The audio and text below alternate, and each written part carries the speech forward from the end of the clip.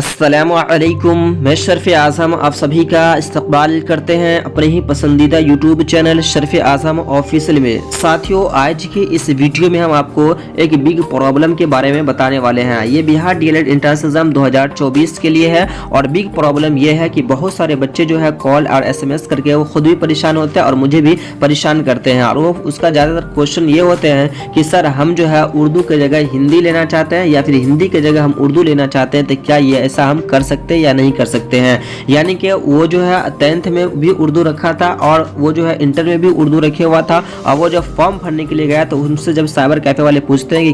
क्या आप जो है इंटर में उर्दू पढ़े थे, तो वो जो है यस बोल देते हैं। फिर वो बाद में ये सोचते हैं कि मेरा उर्दू तो बहुत ही वीक है, बहुत ही कमज़ोर है, तो क्या हम आप उर्दू की जगह जो है हिंदी जो है पढ़ सकते हैं या नहीं पढ़ सकते हैं। या फिर ऐसे बच्चे जिनका जो इंटर में जो है वो उर्दू तो रखे हुए नहीं थे, लेकिन वो चाह रहे हैं अब कि हम उर्दू जो है उसे हम पढ़ लें, तो क्या वो ऐसा कर सकता है या नहीं। या तो फिर एक ऐसे बच्चे यानी कि जो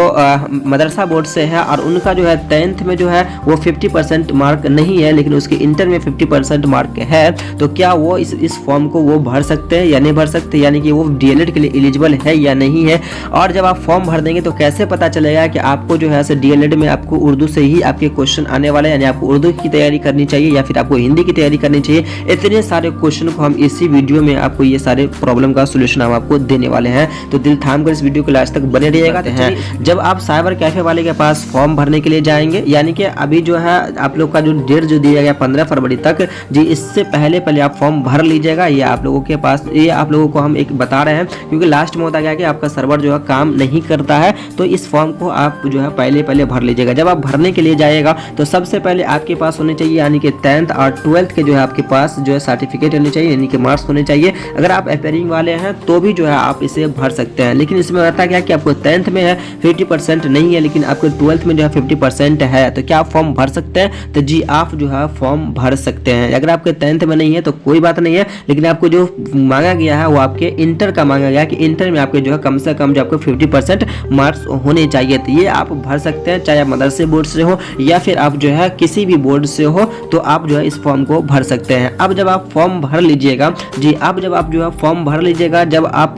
फॉर्म भर लिया है और आप सोच रहे हैं कि हम जो है क्या करेंगे, उर्दू की जगह जो हम हिंदी ले लेते हैं या हिंदी की जगह हम उर्दू ले लेते हैं, तो क्या ऐसा हो सकता है या नहीं। तो समझिए आप जो है यानी कि इंटर में यानी कि 10th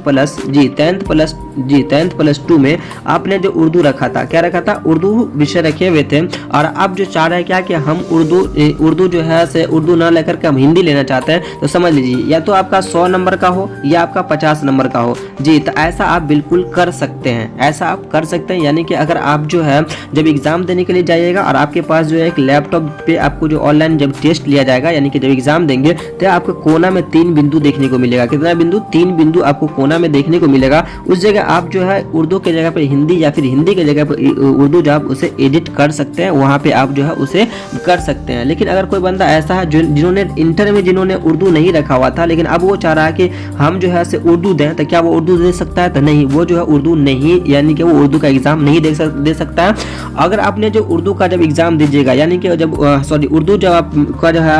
यानी कि 25 नंबर का जो उर्दू दीजिएगा, तो आप जो टीचर जो बनिएगा, तो क्या आप उर्दू के ही टीचर बनिएगा या किसी और सब्जेक्ट के बनिएगा। तो समझिए 1 to 5 में यानी कि 1 से लेकर 5 तक के टीचर जो बनिएगा वो किसी एक विषय के टीचर नहीं होता है, बल्कि उनको सारे सब्जेक्ट आपको पढ़ाने पड़ेंगे। और ये जब आप डीएलएड कर लेंगे, जब आप जो है टेट का एग्जाम वगैरह देंगे, तो आपको ये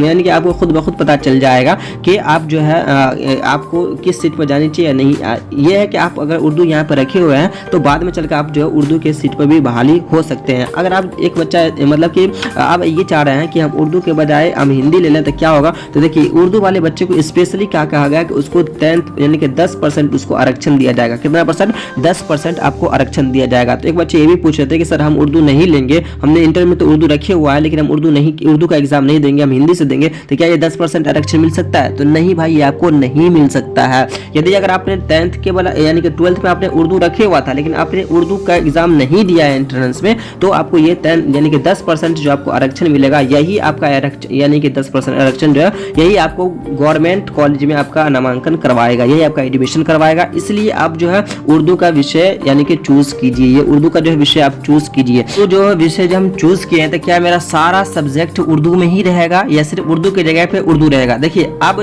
जो यानी कि आपके जितने भी डीएलएड में जो सब्जेक्ट दिए गए 5 या 6 जो भी सब्जेक्ट है, तो उर्दू विषय के जगह पे आपका सिर्फ उर्दू आएगा। उर्दू के विषय पे सिर्फ आपका उर्दू आएगा, चाहे आप मदरसे बोर्ड से हो या चाहे किसी भी बोर्ड से हो, तो उर्दू विषय में ही सिर्फ आपका उर्दू सब्जेक्ट से क्वेश्चन पूछा जाएगा। बाकी जितने सारे सब्जेक्ट होंगे आपको हिंदी और इंग्लिश दोनों लैंग्वेज में आपको क्वेश्चन देखने को मिलेगा। यानी मदरसे बोर्ड वाले ये सोच रहे हैं कि मेरा क्वेश्चन सारा क्वेश्चन जो है से हिंदी उर्दू में आएगा, तो ऐसा नहीं, उर्दू में नहीं आएगा, बल्कि आपको उर्दू का क्वेश्चन आपको उर्दू में आएगा, और जितना सारा क्वेश्चन है वो क्वेश्चन जो आपको हिंदी और इंग्लिश दोनों में देखने को मिलेगा। जैसे कि मैथ का हो गया, साइंस का, सोशल साइंस का, रीजनिंग का, इंग्लिश का, तो ये सारा क्वेश्चन आपको इंग्लिश और हिंदी दोनों में आपको देखने को मिलेगा। उम्मीद करता हूँ कि आपके सारे क्वेश्चन का आंसर इसमें दे दिए हैं, लेकिन फिर भी अगर आपको लगता है कि आपका कोई क्वेश्चन अगर छूट गया है तो इस वीडियो के कमेंट में आप अपना क्वेश्चन जरूर दे सकते हैं, और हम कोशिश करेंगे कि आपके क्वेश्चन का आंसर जल्द से जल्द दे दें। तो मिलते हैं नेक्स्ट वीडियो में, तब तक के लिए जज़ाकल्लाह खैरन जज़ा।